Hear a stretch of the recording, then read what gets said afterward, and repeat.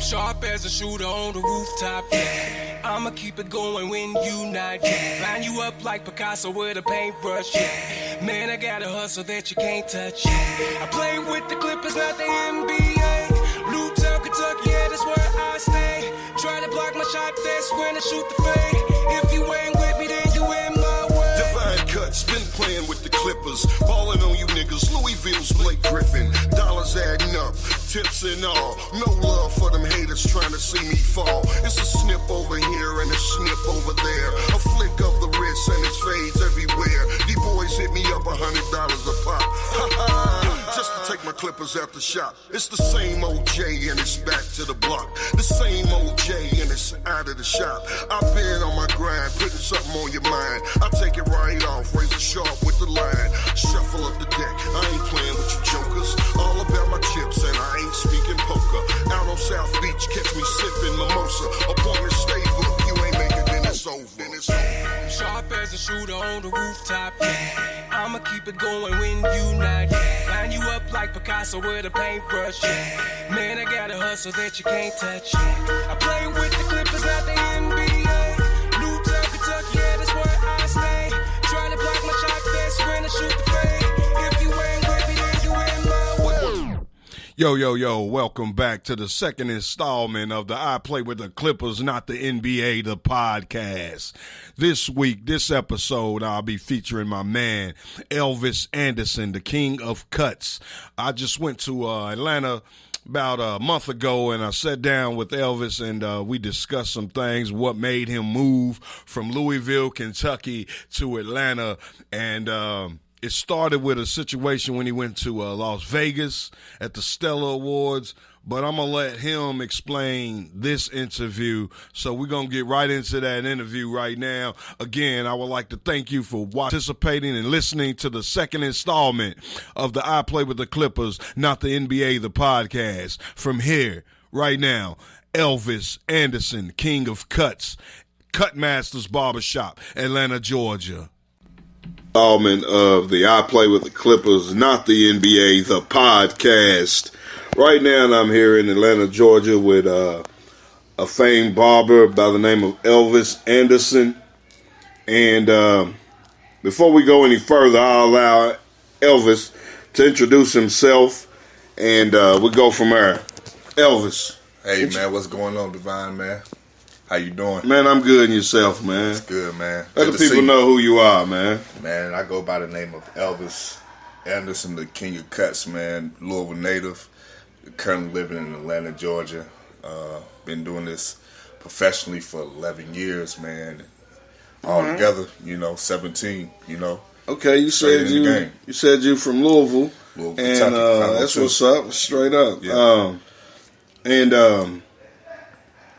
You said you're cutting in Atlanta now. So Atlanta, Georgia. Where are you cutting in Atlanta? I'm actually in the Buckhead area, man. That's actually one of the prime spots area in the city, Buckhead, and really well-known area next door to Icebox Jewelry Store, where all the famous rappers and celebrities you can think of, man, they come through, man. They holler. What's the name of the shop? Headmaster's Barbershop. Oh, okay, cool. I came down here and cut. They told me about you, man. They told me you made about 1,200 in one day. No. Let's scale that back 90%. They had a special seat for you right in the back. That's one thing I do pride myself on, man. When I came on a Friday like today, right. And I came in at 2:30, bruh. And I finished at 8:30, right? And I made like $120, not knowing nobody or none of that, man. Right, and that's when I knew I could make it in Atlanta cutting hair. You know what I mean? But outside of the situation just didn't go well with me and the owner. But however, me and the owner still cool.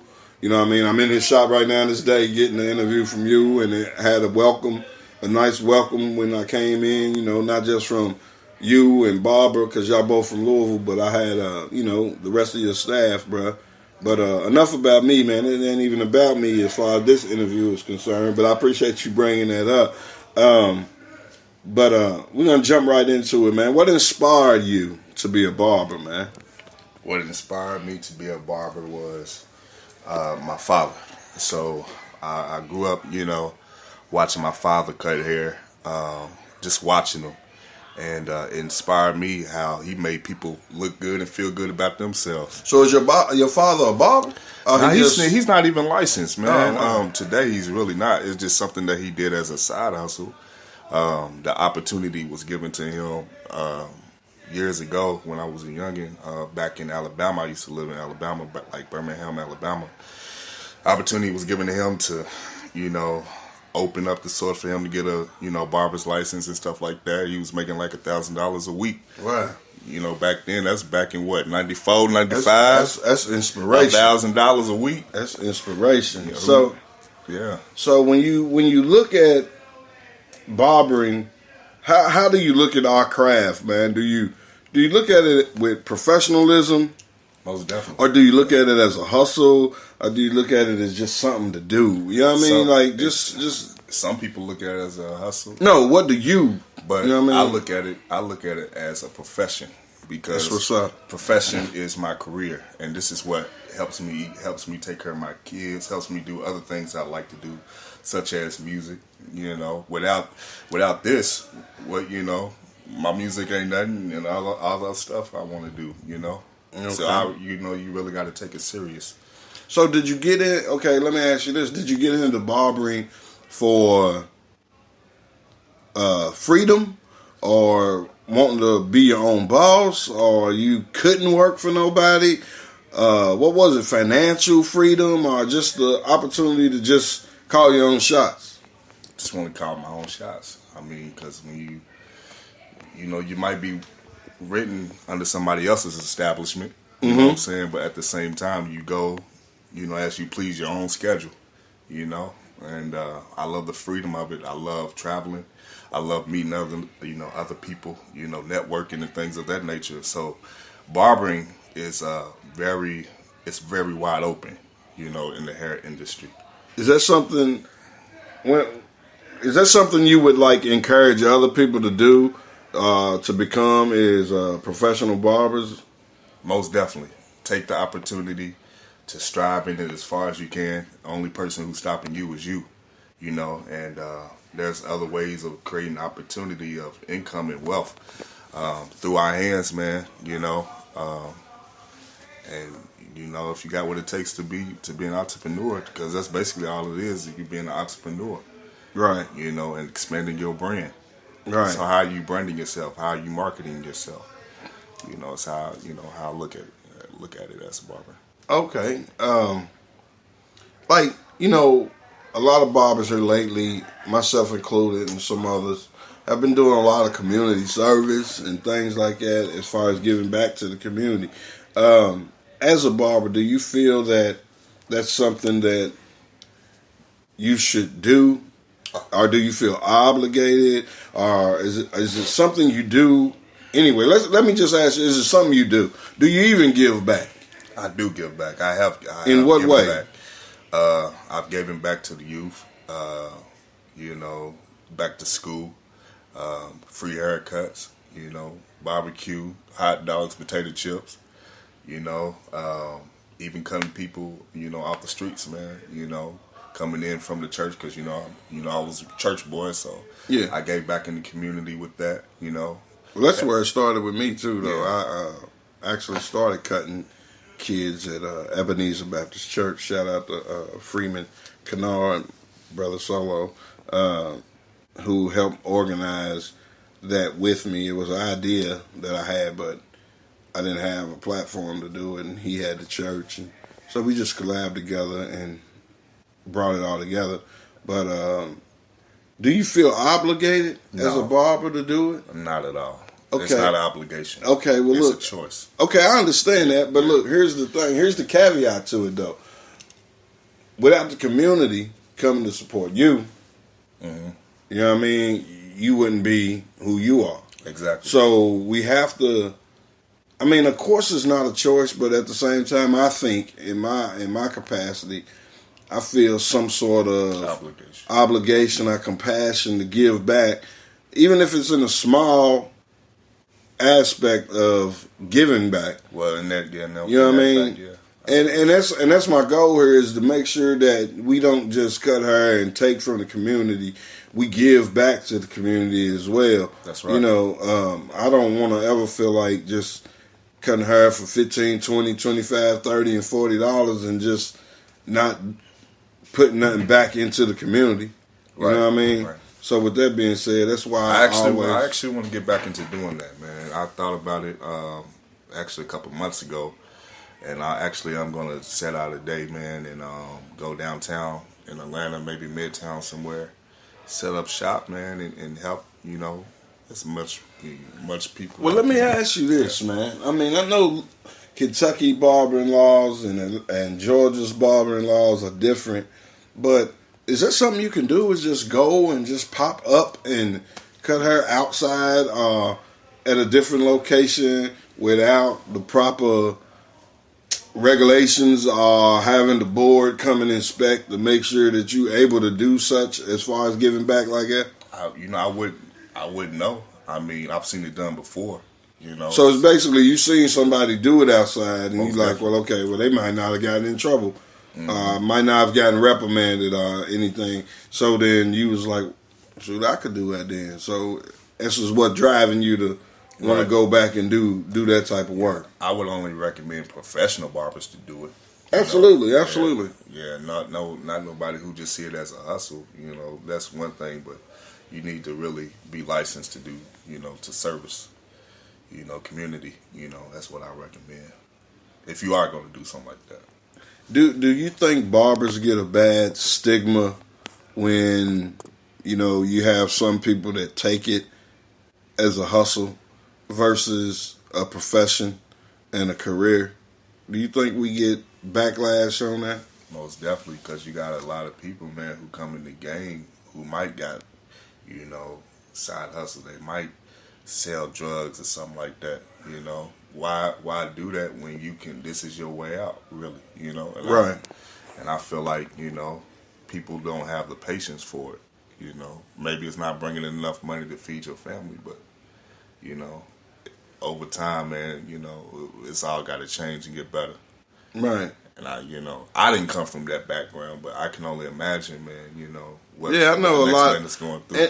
And even with me, bro, I do a lot of work to try to make the profession, at least in my hometown, because that's where I live, Louisville. So I try to do a lot of things to make the profession look as upstanding as possible, despite what the image may be. You know what I mean? So I do that type of work to try to keep us looking like we are really a reputable business, reputable profession, just like your doctors, your lawyers, your teachers, your reverends, and all that. And then just getting back to doctors and lawyers and all that, you got to make appointments with them. You know what I mean? But when we say, you got to make an appointment with us, people look at us like, oh, man, it's the barbershop. We can just walk in. Nah. If you don't mind, man, speak a little bit to appointments versus walk-ins and what you prefer as far as that aspect is concerned. It's all about how you started off with your client.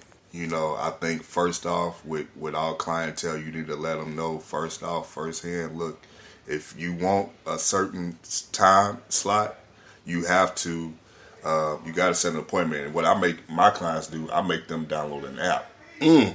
Yeah, I do that too. Yeah. What app you use? I use Booksy. Okay, I use StyleSeat. Yeah. So, I tell them to go to my Instagram, and there's a book button. You can do that too. I just actually created my barbering page for the Atlanta area here. Is that the new Instagram page that I just saw? Yeah, KTBS 18. Okay. Stands for Kingdom Touch Barbershop. Right. Yeah. Okay. I remember you had that barbershop back in Louisville, man. Yeah, it was good, real good. There's a lot of things I learned from it, so I know what to do to be prepared for the next time. Yeah, and oftentimes when you have a barbershop or when you have a business and it doesn't do what you think it should do,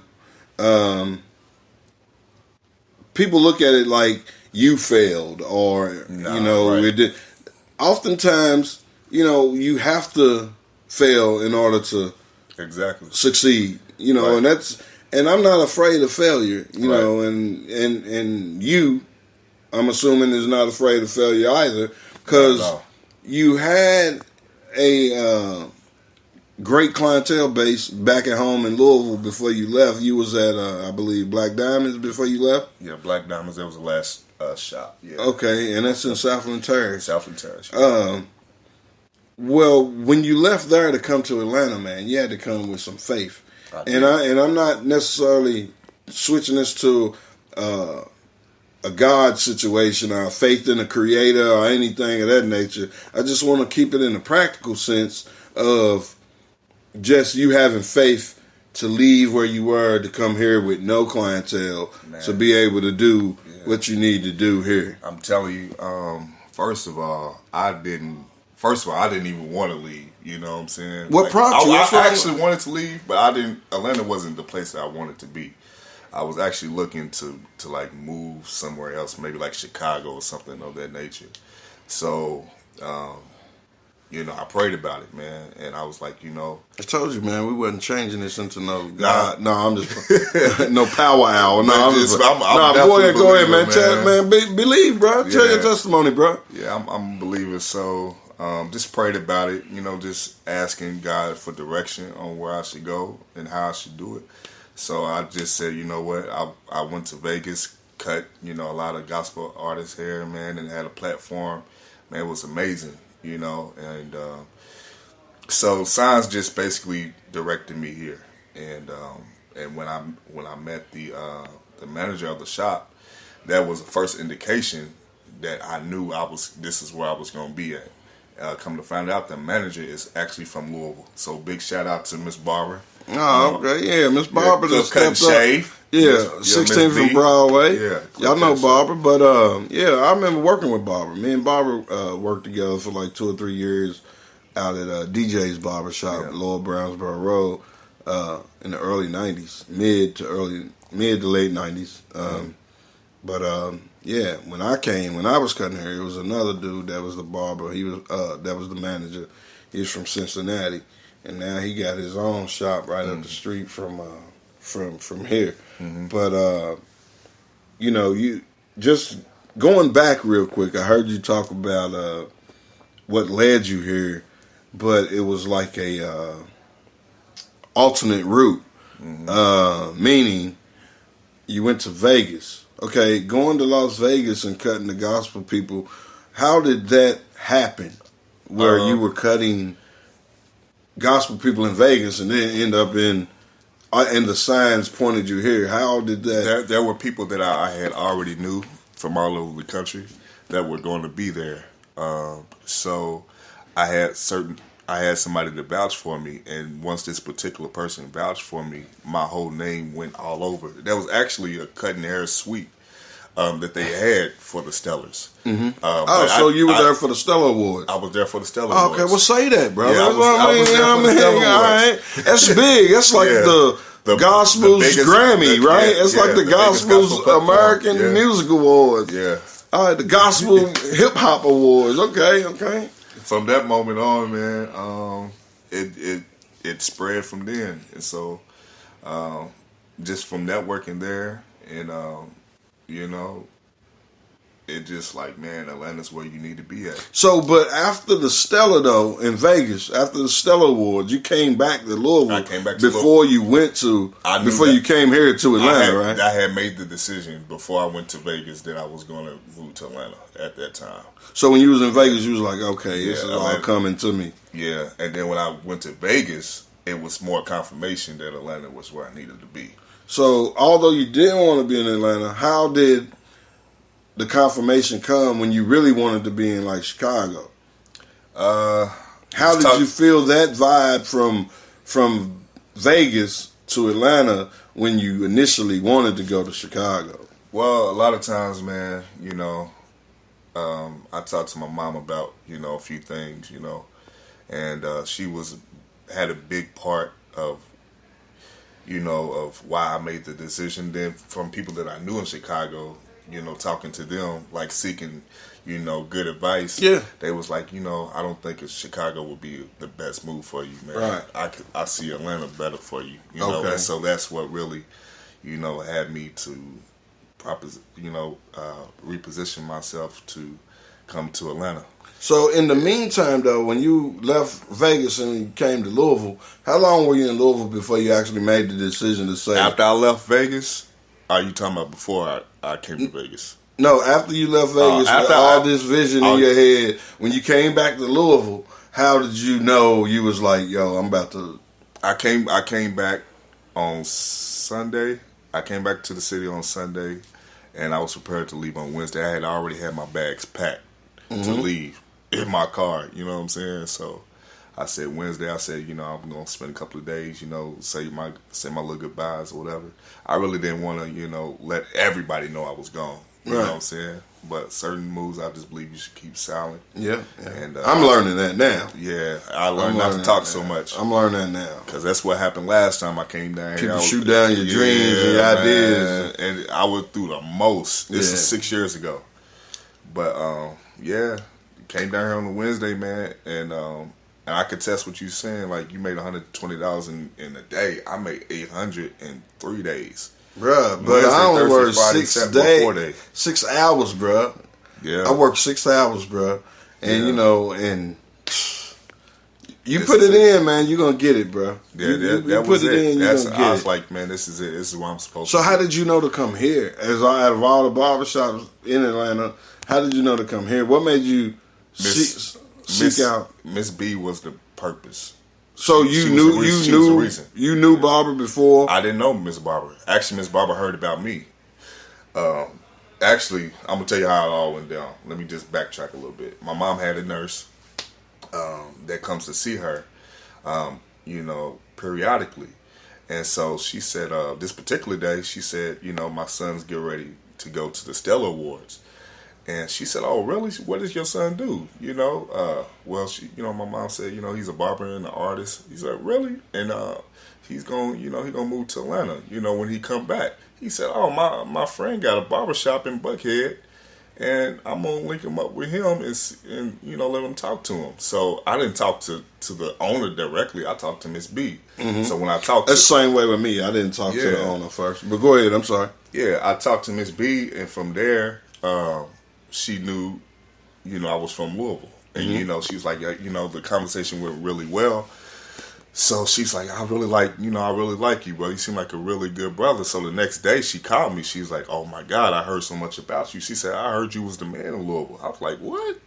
"I heard you was the man in Louisville." I was like, "Yeah." And a lot of us have, we tend to not think that, but right. You know what I mean? Because I think I'm the man. You feel me? But go ahead, bro.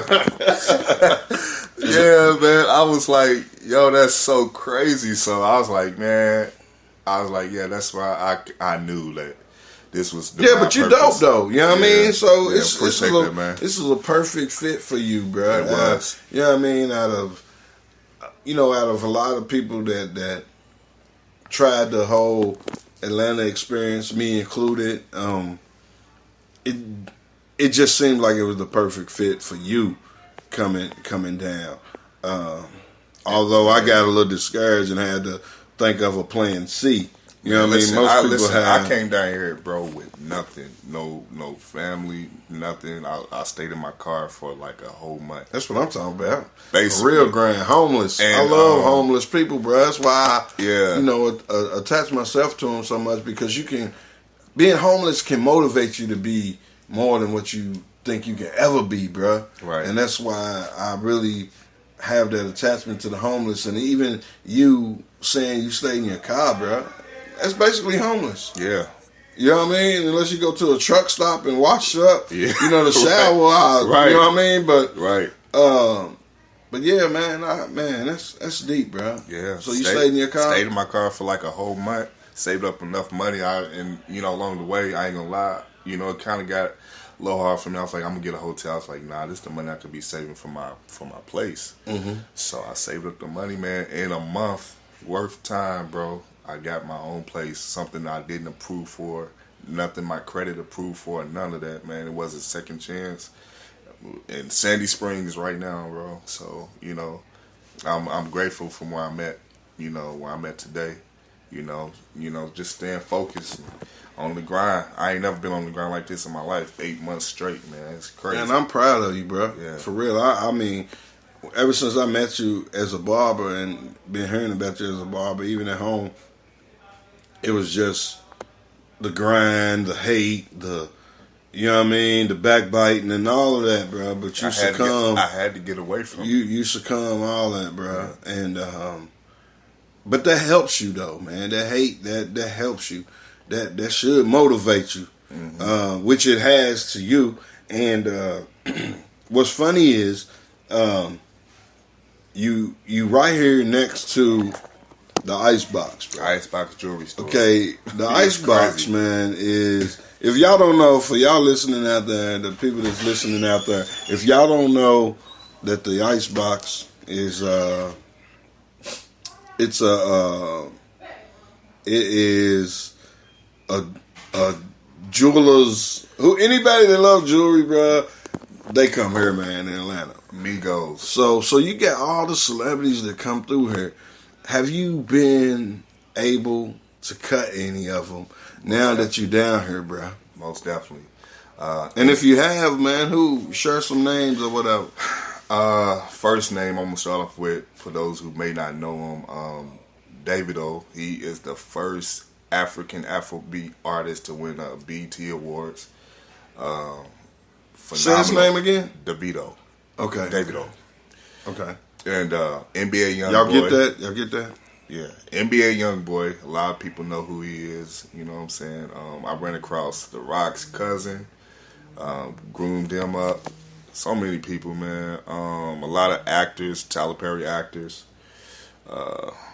Even Shaquille O'Neal, he's a... Oh, man. He comes here on regular. We great get into that. Hold on. You said Shaquille O'Neal. Shaquille O'Neal. Look, check this out, bro. I knew you landed. I knew you landed when I saw on Instagram Shaquille O'Neal take your phone, bro, from your back bar and started filming you because you was in the chair sleep, in the barber chair sleep, bro. And he's filming you acting a fool with your phone. You feel me? Right. What does that, man, how does that feel, man, to have a brother of that magnitude? Shout out to Shaquille O'Neal, man. A brother to that magnitude that can be that playful with you. You know what I mean? It just let me know that... That was more confirmation, wasn't it? It was just more confirmation, man. After that, then I was just like, this is it. Then when I saw, that's how I met Shaq. You know what I'm saying? So when I woke up, he was like, it was all a dream. he said, come here, let me show you something real quick.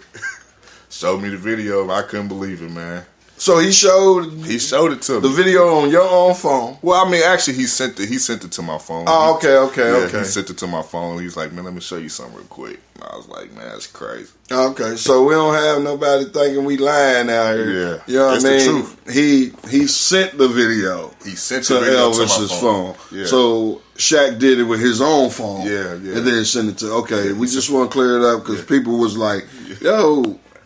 He picked up Elvis' phone, and you know what I mean. But my phone got a lock code on it. But that's dope, man. That gotta be a good feeling, man. To be able to interact with somebody of that magnitude, man. It was crazy, you know. It's now like Uncle Shaq now. You know what I'm saying? So do you see him periodically now? Periodically. So he comes through here still regular? Most definitely. Does he get service here, or does he just go to Icebox? Nah, he comes and gets serviced here. Okay. Who services? Miss Barbara. Oh wow, Miss Barbara cuts Shaquille O'Neal's beard and bald head. Everything. Man. For real? That's what's up, man. Actually, Miss big shout out to Miss Barbara again. Miss Barbara is actually working for Shaq now on TNT set and. Man, ESPN for him and stuff like that. You know, he'll call her in, and you know, man, that's big, man. And another thing, Miss Barbara's from Louisville, Kentucky too, and it's just a matter, man. it just goes to show you, if you chase your dream, believe in yourself. It's never too late. You chase your dream, believe in yourself, man, you can make it, man. And whatever you're trying to pursue, whether it's pursuing celebrities, whether it's athletes, entertainment, or whatever, you can do that, man. And that's the premise of this podcast, bro, is to be able to showcase barbers who have never been showcased, because it always seems like our profession gets left out, but we the only people that you got to see at 1 year old all the way till you dead. You know what I mean? Mm-hmm. We the ones that determine whether you get girlfriends or boyfriends or whatever when you get your hair styled or what have you. You know what I mean? So yeah, most definitely. The people that don't necessarily take barbering serious as barbers, man, we got to look at our profession a little deeper and a little better, and take our profession just as serious as doctors and lawyers and everybody else that do, and just try to do what we can to make our profession. I asked the brother one of the today, top. Divine. I don't mean to cut you No, off. you good. You're not cutting me off. I'm interviewing you. Yeah, I asked the brother today. I said, man, how much do you think you making in a year cutting hair? He said about 67, maybe 70,000. And he said, I said, so do you think you can make 100,000? Next year. He was like, yeah. I said, so what do you think is stopping you from making $100,000? And he said, what he said at first though, he said it's impossible for me to make $100,000 in a year for a barber. I said, it's not impossible. No, it's not. It's not impossible. It's almost like $2,000 a week, though. Right? You got to make Yeah. $2,000 a week to do it, but Yeah, it's not impossible. Definitely not. But man, Elvis, man, I appreciate you. I appreciate you, man. If you got any Twitter, Instagram, Facebook, website handles, please put them all right here, right now, for the world to know. Come see me on Instagram. You can find me on Instagram. That's actually the only page I got right now for cutting hair. It would be KTBS18 on Instagram. Elvis Anderson. You can get directions. You can also book or call me if you want my services, and I will be more than glad to be your barber. You know what I'm saying? So come see me. Buckhead, Atlanta, Georgia. All That's right. where I'm at. Headmaster's Barbershop. 3255 Peachtree Road Northeast, Unit 1. All right, and there you have it, man. You've heard a wonderful interview with the King of Cuts, Mr. Elvis Anderson, who is now relocated to Atlanta, Georgia from Louisville, Kentucky. And he had this vision out in Vegas with the Stella Award. So just believe in yourself, believe in your craft, and anything can happen, man. Especially positive things can happen. If you're down on yourself, always try to look to things that can help you make yourself better. So with that being said, we're going to wrap up this segment of the I Play with the Clippers, not the NBA, the podcast. Thank you again. Yes, sir.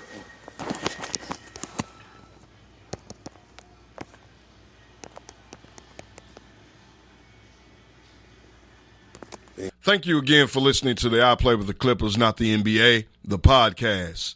So, with that being said, I'm going to take you out of here again with the rest of the intro, which is the I Play with the Clippers, not the NBA.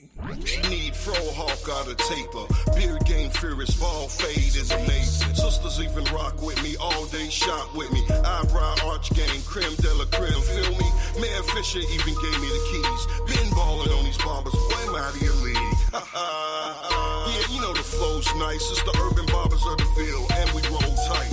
Upload one cut, 300 likes. Killing after gram, man, that's what fans like. J blue collar, I'm something like a scholar. Schooling young boys, teach them how to flip a dollar. Shout to the team, Lil Alex and Pope. Put the Clippers in his hands and it's murder she wrote. I laid the blueprint and it's part of the plan. Like the homie Cincy always say, I'm the man. I'm sharp as a shooter on the rooftop, yeah. I'ma keep it going when you not, yeah. Line you up like Picasso with a paintbrush, yeah.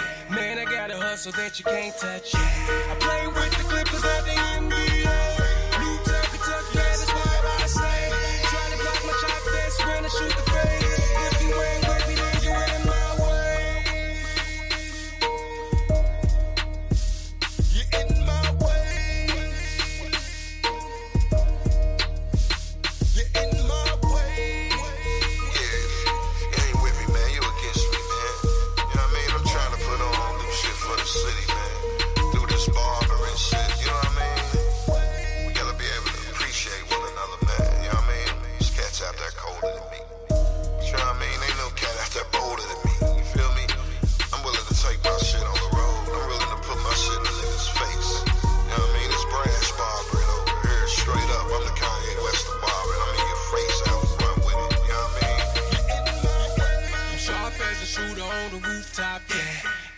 keep it going when you not, yeah. Line you up like Picasso with a paintbrush, yeah. Man, I got a hustle that you can't touch, yeah.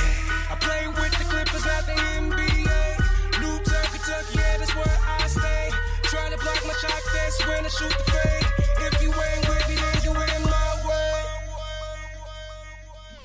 Thank you again for listening to the I Play with the Clippers, not the NBA, the podcast. Tune in next week.